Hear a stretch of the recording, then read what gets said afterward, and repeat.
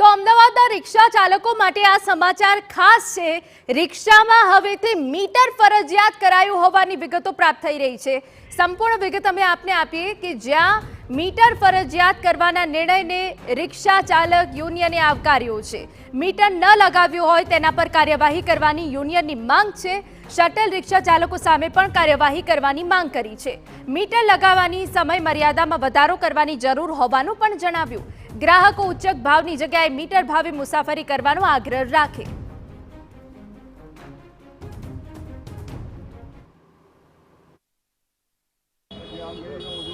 અમદાવાદમાં 1 જાન્યુઆરી 2025 થી મીટર ફરજિયાત કરવાનો આદેશ કરવામાં આવ્યો છે ઓટો રિક્ષામાં। અને અહીંયા તમે જોશો પણ તો મીટર અહીંયા ફ્લેગ મીટર દેખાતું નથી અને અહીંયા રિક્ષામાં બીજું કોઈ મીટર પણ દેખાતું નથી।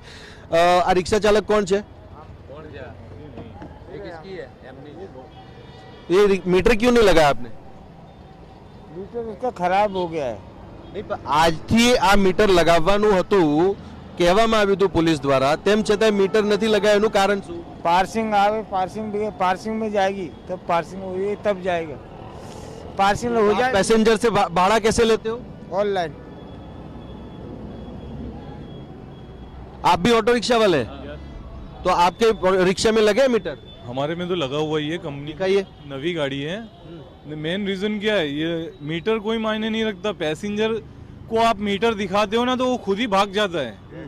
पैसेंजर मीटर के नाम से तो अहमदाबाद पे भड़कता है कि मीटर हमको चाहिए ही नहीं। आप मुंह से बोलो 50 रुपए लोगे तो हाँ ठीक है हम चल रहे, आप 100 रुपए लोगे तो ठीक है चल रहे। मीटर अभी हाल में 3-4 हजार रुपए का मिल रहा है और हम लोग 300-400 रुपए की भाड़े से गाड़ी चलाते, वो हमारे लिए कहाँ प्रिपेयर करेगा। अच्छा, તમારા રિક્ષામાં તમારા છે મીટર? હા છે મીટર। બતાવો અહીંયા આપણે જોઈએ એક વખત। અહીંયા પણ જે મીટર છે અને આ પણ છે, અહીંયા પણ મીટર નથી દેખાઈ રહ્યું। આ કોની રિક્ષા છે? કોઈ પણ આમાં મીટર નથી લગાવ્યું તમે? ના, પબ્લિક ના પાડે છે કે મીટરમાં બેસવું જ નથી અમારે। તો ભાડું તમે કેવી રીતે? શટલ ભાડું ચલાવે છે, 20 રૂપિયા 10 રૂપિયા શટલ ભાડું। ભાડાની ગાડીમાં કેવી રીતે ચલાવવાનું? શટલ રિક્ષામાં તમે કેટલા બધા લોકોને ભરીને જાઓ? પછી 3-4 બેસે છે, 3-4 બેસે, વધારે કામ બેસે છે?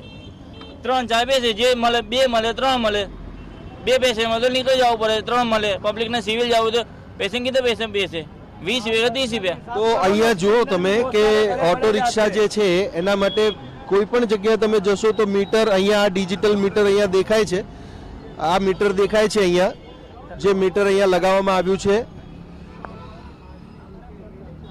આ મીટર અહીંયા લગાવવામાં આવ્યું છે ને આ મીટર લગાવીને તમે પેસેન્જરો પાસેથી ભાડું લો એવું કહેવામાં આવી રહ્યું છે। મીટરથી વધારે સારું રહે? મીટરથી સારું રહે છે। હું તો વધારે ઓલા ઉબેરમાં જ ચાલું છું। ઓલા ઉબેરમાં જે મીટર ભાડું છે એ જ આવે છે। તો અહીંયા તમે જુઓ કે આ જેટલી પણ રિક્ષાઓ અત્યારે અમે જ્યાં છીએ ગીતા મંદિર ખાતે, તો અહીંયા તમે જોશો તો રિક્ષામાં કોઈ જ મીટર નથી। ના અહીંયા ફ્લેગ મીટર છે, ના અહીંયા યાન્કી મીટર છે। મોટાભાગની રિક્ષાઓમાં આ જ પ્રકારની સ્થિતિ જોવા મળે છે અને આ રિક્ષા પણ તમે જોશો તો અહીંયા આ જ સ્થિતિ છે। ના કોઈ યાન્કી મીટર છે, ના કોઈ ફ્લેગ મીટર છે। ઓટો રિક્ષાના એક એક કરીને જોશો તો બધી જ જગ્યાએ આ જ પ્રકારના સીન છે। હવે અહીંયા ફ્લેગ મીટર છે અને અહીંયા યાન્કી મીટર પણ છે। અહીંયાના ચાલક કોણ છે? આ રિક્ષા કોની છે?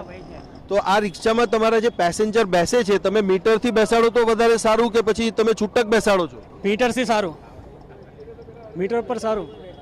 તો બીજા બધા મિત્રો એવું કહે છે કે પેસેન્જર્સ ફોર્સ કરે છે કે ના અમને તો મીટરથી નથી જવું। બધા બેઠતા નહીં ને મીટરથી, મીટર ઝીરો કરે પેસેન્જર ઉતરી जैसे नीचे।